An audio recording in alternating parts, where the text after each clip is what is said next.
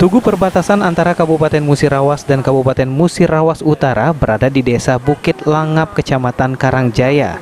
Di kawasan itu pada sore hari dijadikan warga setempat maupun pendatang dari luar berhenti sejenak untuk melakukan selfie dan menikmati pemandangan sawah yang berada di sekitar area tugu perbatasan.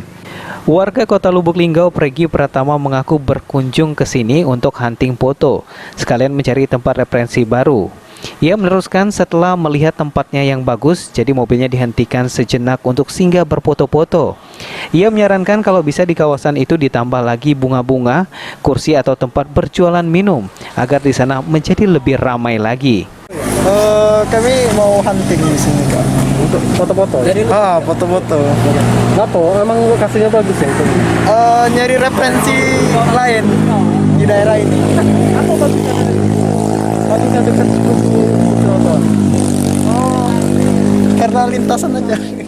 Sementara itu warga lokal yang tinggal di sekitar area Tugu, Kiki menyampaikan main ke sini untuk refreshing karena ada pemandangan sawah di area Tugu ini. Nyodikin Mbak, ini sering main sini Mbak? Enggak, kami kadang-kadang aja main sini. Kadang tiap hari Minggu sore, kadang juga enggak tiap hari sih. Asli orang mana? Iya sini, kami kelahiran sini semua. Sering, jadi belum jarang main sini?